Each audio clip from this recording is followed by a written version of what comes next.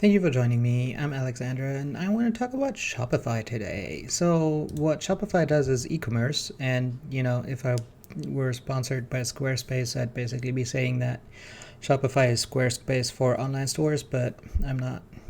Call me. Current stock price $1,072, which gives them a market cap of just under $133 billion. Revenue $2.9 billion with earnings of $320 million, which gives them a PE of 703 with a forward PE of 294.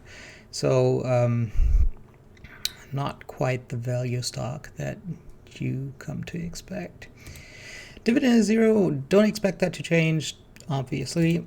Total assets $7.8 billion, total liabilities $1.4 billion, which gives them a total stockholders equity of $6.4 billion.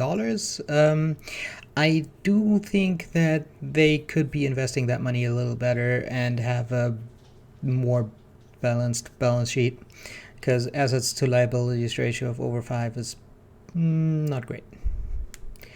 But, there's not really a whole lot they can do, and even still, the assets of $7.8 billion with a market cap of $133 billion is pretty low. So, risk factors, I don't think there are really any risk factors. Squarespace probably does the same thing if you want them to, and there could also be other companies coming out with the same product. But overall, I would say that Shopify is pretty far ahead in making things easy that other companies would have a hard time catching up. That doesn't mean it doesn't happen. If a company like Google were to come out with a similar thing, they could probably disrupt this fairly easily. So if a big company really had the ambition to do something like this, then I think that they easily could. So definitely some risk there. So for a growth investor, growth of basically 100% is not terrible at all. It even at 100% growth, it takes 3-4 years to get the PE to something approaching reasonable. So I'm not even sure if that is a good valuation right now, but they've been at 50-60% growth for a while now, so I would expect them to get back to that ish for quite a while.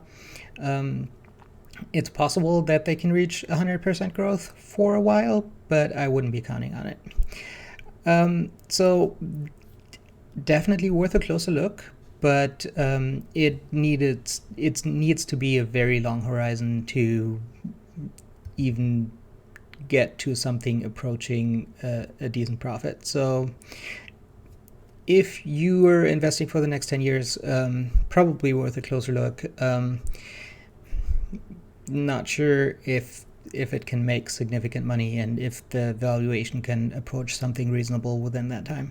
For a dividend investor, obviously there's no dividend, and for a value investor, the balance sheet is pretty nice. The PE is about 680-ish too high, so definitely not worth looking into right now. Also with no dividend there, and them apparently having no money, having no idea how to invest their money, probably not a great investment for a value investor.